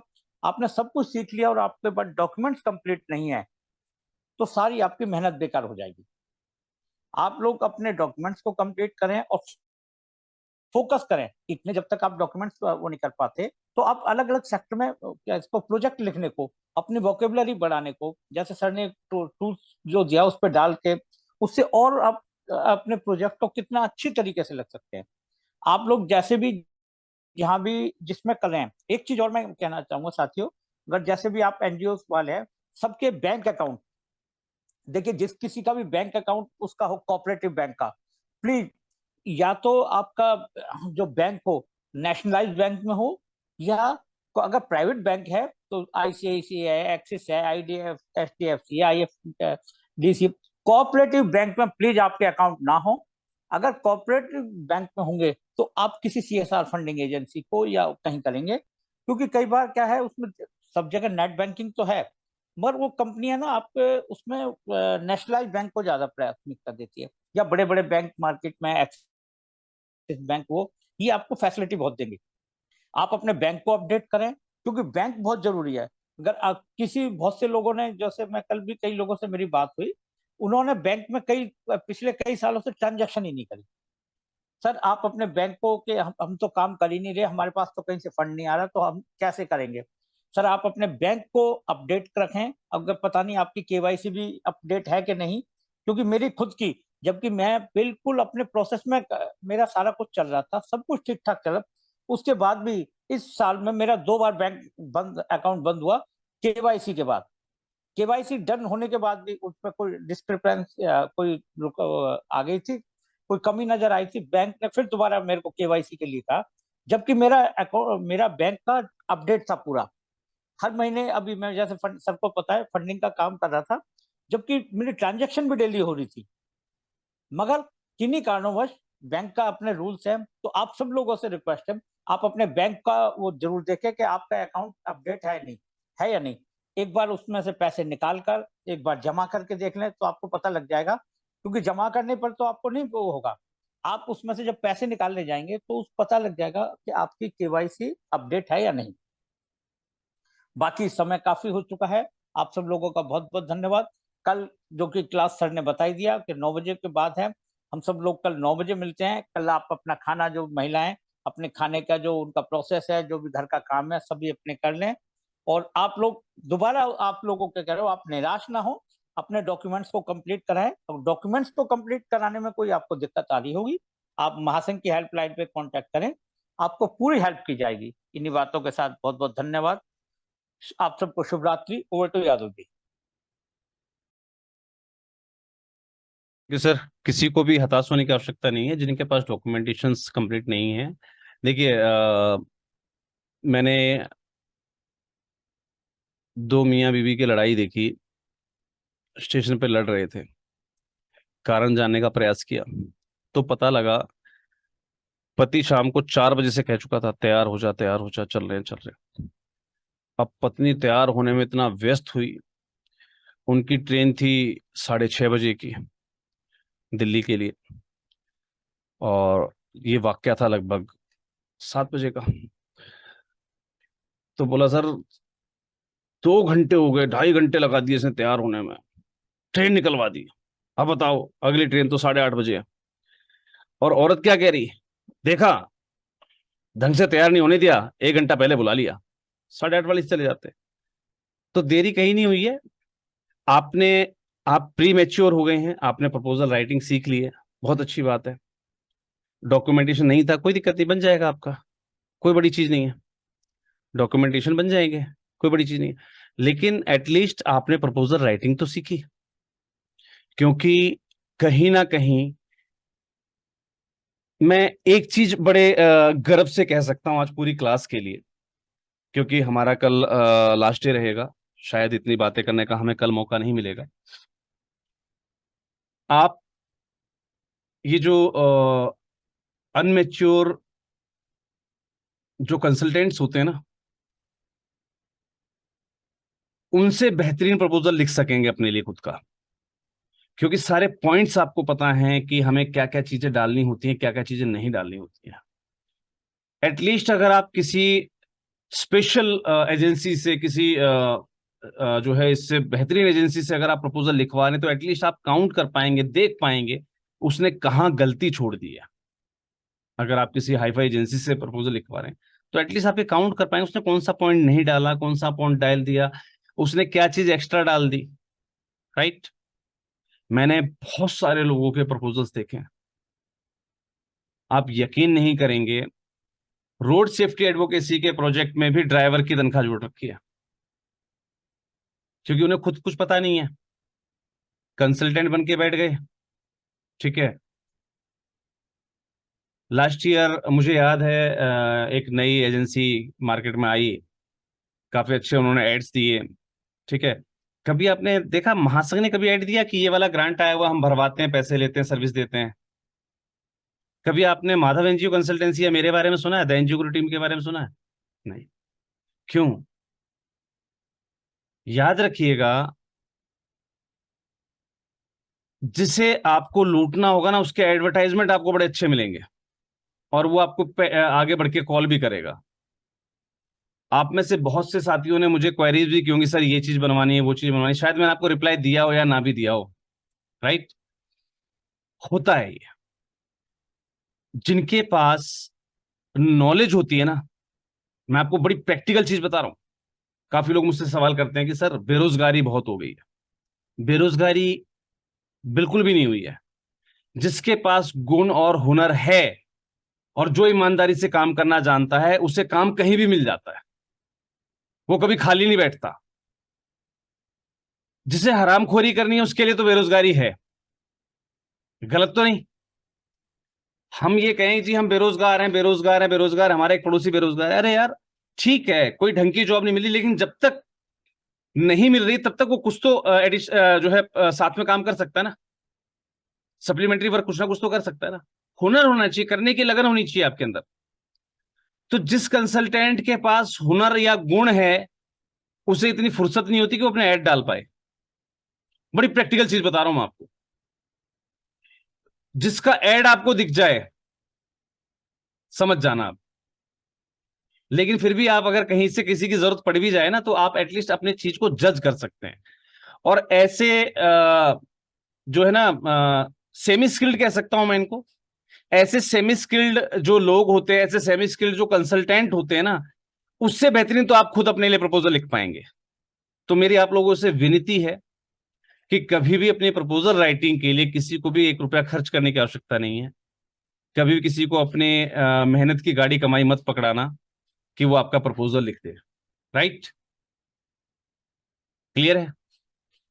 और यकीन मानिए कि जब ऐसे प्रपोजल्स की बात आती है, जब कोई प्रोफेशनल एजेंसी आपका प्रपोजल लिखती है ना, आपका शायद बजट अलाउ नहीं करेगा कि आप उसको प्रपोजल राइटिंग की कीमत दे सकें, क्योंकि वहां प्रपोजल राइटिंग स्टार्ट ही 22,000 से होती है। बहुत कम लोगों को पता होगा ये चीजें। हम कई बार किसी टॉपिक पे यूनिवर्सल प्रपोजल लिखवाते हैं। यूनिवर्सल प्रपोजल पता है क्या होता है? जिसको आप एजुकेशन वाले को भी जमा कर दें, हेल्थ वाले को भी जमा कर दें, आप सोशल वाले को भी जमा कर दें, आप पॉवर्टी वाले को भी जमा कर दें। यानी कि विषय वही है, लेकिन उसको इस हिसाब से लिखा जाता है कि उसमें एजुकेशन सेक्टर भी काउंट कर दिया जाता है, हेल्थ सेक्टर भी काउंट कर दिया जाता है, लाइवलीहुड भी काउंट कर दिया जाता है ना। प्रपोजल यूनिवर्सल बनाया जाता है। वो यूनिवर्सल प्रपोजल की कीमत पता है आपको क्या होती है? यूनिवर्सल प्रपोजल अगर आप किसी प्रोजेक्ट का लिखवा रहे हैं, और ऐसे प्रपोजल जो 10 लाख से कम के होते ही नहीं है, ठीक है, यानी कि उनकी जो वैल्यू लिखी जाती है उसमें उसका बजट जो बनाया जाता है वो 10 लाख से कम का बजट कभी बनता ही नहीं है, क्योंकि वहां पर मल्टीपर्पज होती है आपकी सोसाइटी, मल्टीपर्पज वो प्रोजेक्ट होता है। तो वो मोस्टली 10-20-50 लाख से ऊपर का ही प्रपोजल होता है, और उसको लिखवाने के लिए एक प्रोफेशनल राइटर जो होता है ना, वो कम से कम 45,000 रुपये लेता है। ठीक है जी। तो अभी हमने सिर्फ जो सीखा वो बेसिक था। आपको मैंने बेसिक के लिए प्रिपेयर कर दिया है, आप अपने बेसिक प्रपोजल्स लिख सकते हैं। और आने वाले समय में जैसे ही हमारी यूट्यूब सब्सक्राइबर के अकाउंट्स बढ़ जाएंगे, आपको हर वीक एक क्लास दी जाया करेगी, जिसमें आपको एडवांस लर्निंग दी जाएगी प्रपोजल राइटिंग की, यानी कि आप खुद इस प्रकार के यूनिवर्सल प्रपोजल लिख सकेंगे। ऐसी क्लासेस की व्यवस्था जो है वीकली 4 प्रकार की हम मीटिंग्स देने के ऊपर विचार कर रहे हैं। तो महीने में एक मीटिंग आपको जरूर मिला करेगी, क्लास आपको जरूर मिला करेगी राष्ट्रीय एनजीओ महासंघ से संबद्ध संस्थाओं को, जिसमें आप एडवांस लर्निंग भी सीख सकेंगे। तो जब भी आपको अगर कोई हमारी तरफ से कोर्स लॉन्च होता है एडवांस लर्निंग का, तो समझ जाना कि आप जो सीख चुके हो वो बेसिक लर्निंग है। एडवांस लर्निंग जिस कैंपेन में लिखा हो, तो समझ जाना कि ये आपने सीखी नहीं है अभी। तो एडवांस लर्निंग के लिए अगर कभी कोई कोर्स लॉन्च होता है या हमारी ओर से कोई पेड कोर्स दिया जाता है, तो आप उसके लिए अपने आप को एनरोल करना मत भूलिएगा। और हमारे जो नए बैचेस हैं वो 22 तारीख से शुरू हो रहे हैं, जिसके लिए रजिस्ट्रेशन की लास्ट डेट 21 तारीख है। रजिस्ट्रेशन लाइंस ओपन कर दी गई हैं ऑलरेडी, आपको ग्रुप में मैसेज भी मिल गया होगा। उस लिंक को भी ज्यादा से ज्यादा आपको शेयर करने का प्रयास करना है। इसमें आपको जो बेनिफिट मिलेगा वो मैं आपको क्लियर कर देता हूं। हर 3 एडमिशन पर आपकी खुद की एंट्री या एक एंट्री हम फ्री दे रहे हैं। तो आप चाहें तो अपनी ओर से एक अच्छा फंड रेजिंग का प्रयास कर सकते हैं। अगर आपकी ओर से आपके द्वारा किए गए ऐड से 3 संस्थाएं जो है इसको ज्वाइन करती हैं, तो चौथी संस्था के चार्जेस को आप एडजस्ट कर सकते हैं, यानी कि आप उनसे चार्जेस लेकर यहाँ पर एनरोल करवा सकते हैं फ्री में, क्योंकि 3+1 का ऑफर दिया है मैंने आपको। और आप चाहें तो 3 को एनरोल करके खुद अपना रजिस्ट्रेशन उसके लिए फ्री में कर सकते हैं।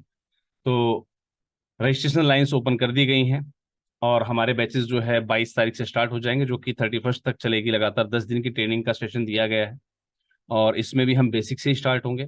और आपको पता है, क्योंकि आपकी क्लासेस लगभग लगभग 15 से 20 दिन चल चुकी हैं, तो आपको पता है कि हम बेसिक से निकल नहीं पाएंगे 10 दिन के अंदर।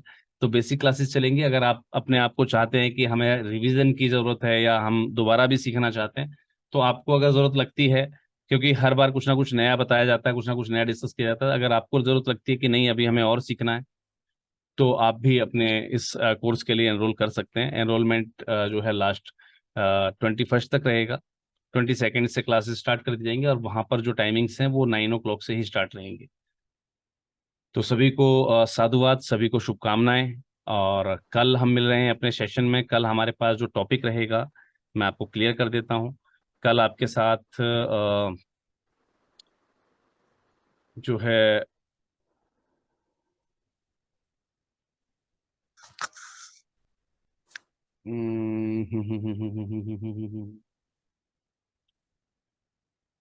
to school TNG.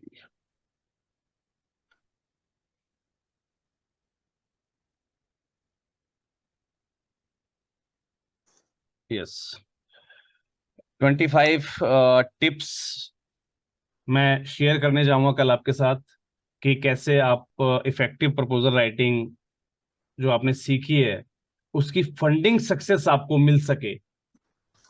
ऐसे 25 टिप्स मैं आपके साथ शेयर करूंगा और साथ ही साथ आपको एक ऐसे प्लेटफॉर्म से अवगत कराऊंगा जहां पर आप अपने इन प्रपोजल्स जो आपने लिखना सीखा है या आगे आप जो प्रैक्टिस के अंदर बहुत सारे प्रपोजल लिखेंगे, तो उनको आप ऐसी जगह प्लेस कर सकते हैं जहां से उनके एक्सेप्टेंस के, उसके पास होने के जो चांसेस हैं वो बढ़ जाते हैं। तो कल मिलते हैं रात्रि 9 बजे, क्योंकि कल टाइमिंग चेंज रहेगा। तो कल रात्रि 9 बजे। सर माफी चाहता हूँ, 1 मिनट सर जी सर जी हेलो जी सर, दादा 1 मिनट में माफी चाहूंगा आपको रोकने के लिए सर। जी। आपसे दोबारा सर, प्रेमा मैडम कुछ कहना चाह रही है, उन्होंने चैट बॉक्स में भी लिखा हुआ, आवाज 2 दिन से क्लियर नहीं आ रही थी। अगर एक बार प्रेमा मैडम जी से रिक्वेस्ट है, अगर उनके, क्योंकि साउंड सिस्टम कल भी वो कुछ कहना चाह रही थी एनजीओ दर्पण के बारे में, जरा उनसे 2 बात कर ले सर। प्रेमा मैडम जी, जी प्रेमा बिल्कुल मैडम जी बिल्कुल। जरा। हाँ हाँ प्रेमा जी। सर, वो दर्पण, हाँ सर, दर्पण आईडी रिजेक्ट होता है सर, मैडम वो आपकी आवाज ओरिजिनल क्लियर। डॉक्यूमेंट और हाँ, 1 मिनट सर। दर्पण हेलो, आईडी आपकी रिजेक्ट हो रही है। ये हाँ जी। सर, हाँ रिजेक्ट होता है सर। कहाँ से रिजेक्ट हो रही है मैम? सर वो ओरिजिनल डॉक्यूमेंट रिक्वेस्ट चाहिए सर। हाँ, तो ओनली ओरिजिनल वन। डॉक्यूमेंट ही चाहिए मैम उसके लिए। तो जब आप अपना रजिस्ट्रेशन अपलोड करते हैं वो ओरिजिनल ही चाहिए उसमें। हाँ सर, एक्चुअली मैं अप्लाई किया सर, इधर कर्नाटका में इलेक्शन आई था, वो थोड़ा सिस्टम प्रॉब्लम आई, वो 3 दिन में देता बोल दिया सर। अच्छा अच्छा, तो ओरिजिनल नहीं है आपके पास? नहीं सर, वो मिसप्लेस हो गया मेरा फाइल सभी। Okay okay. ओके। तो मैम That's right. जब भी कोई डॉक्यूमेंट्स आप जब जो भी आपके, देखिए मैं आपको एक सलाह दूंगा सभी लोगों को, जितने Yes भी sir. आपके डॉक्यूमेंटेशंस होते हैं Yes sir. उनको ओरिजिनली स्कैन करके अपनी ही मेल आईडी पर एक बार फॉरवर्ड कर लीजिए बस। Okay sir. Okay. Thank क्योंकि you जब sir. भी भविष्य में आपको जरूरत पड़ेगी ना, उसकी मान लो बाई चांस खो भी गया, तो ओरिजिनल कॉपी का मतलब क्या होता है, उन्हें कलर कॉपी चाहिए, आपके पास है फोटो कॉपी, तो जब आपने स्कैन करके जो रखा हुआ है ना उसको आप अपलोड कर सकते हैं बाद में। Yes sir. Yes ये sir. हमेशा Correct. करना चाहिए। और अगर आपने कभी किसी को शेयर किया था ऑनलाइन, तो आप अपने मेल से एक बार चेक कर लीजिए, इससे आपको हेल्प मिल जाएगी। Okay sir. Okay sir. आपके सेंड बॉक्स में और सर वो चेक कर लीजिए। आपका सर वो Sir, आप कल भी 35 सर्टिफिकेट्स के बारे में बता रहे थे सर, तो वो 35 सर्टिफिकेट जरा हमारे पार्टिसिपेंट्स को 35 सर्टिफिकेट्स के बारे में बता दीजिए सर, आपके चैनल पे भी है। Okay okay okay okay okay. हाँ, काफी लोगों ने सवाल किया था कि सर आप किन 35 हाँ जी सर्टिफिकेट्स की बात करते रहते हैं। हाँ जी। मैं एक बार आप लोगों को फिर से अवगत कराना चाहूंगा। देखिए, आप YouTube चैनल पर जाएंगे, सॉरी, आप यूट्यूब चैनल पर जाएंगे। यूट्यूब चैनल पर जाने के बाद यूट्यूब पर जाने के बाद आपको चैनल सर्च करना है, दी एनजीओ गुरु लिखा, आपने टाइप किया, आपके सामने चैनल आ जाएगा। इस चैनल पर एक वीडियो अवेलेबल है, मैं आपको बता देता हूं। क्योंकि आप यहाँ पर वीडियोस पर आपको क्लिक करना है, ध्यान रखिएगा, होम पेज पर नहीं, वीडियोस पर आप क्लिक करेंगे तो एक लिस्ट आपके सामने आ जाएगी पूरी। ठीक है जी। इस लिस्ट में थोड़ा सा आपको नीचे जाना है और आपको एक वीडियो मिलेगी, special tips for writing proposal, writing crowd funding grant proposal, how to place, 1 minute रुकिएगा, लर्न इफेक्टिव। और यहाँ पर बहुत सारी वीडियोस आपकी प्रपोजल राइटिंग की हैं ऑलरेडी, तो उनको आप एक बार फिर से आप रिवाइज कर लीजिएगा।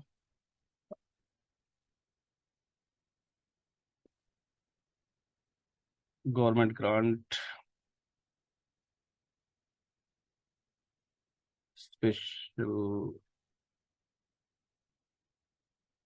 special grant, how to run, identify the best, how to create virtual run, fundraising, some fundraising ideas, learn, become, get a PC, how to create grant application।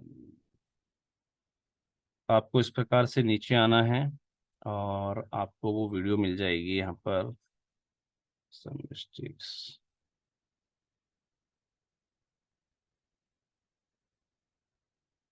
Reviews of 2022।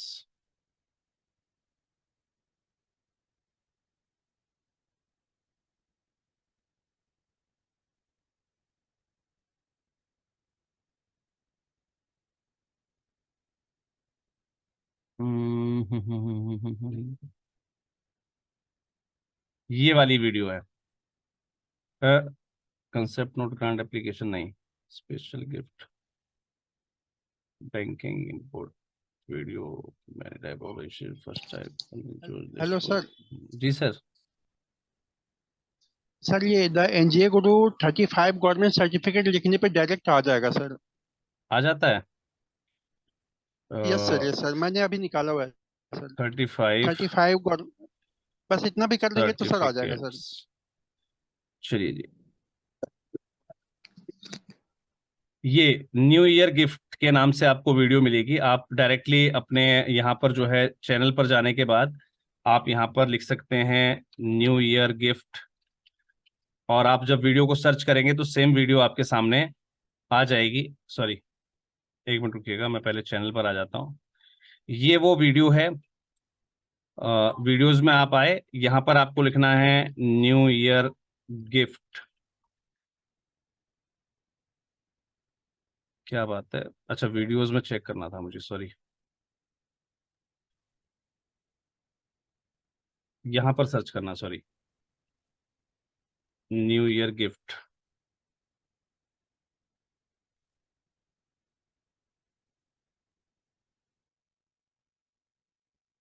नहीं आ रहा।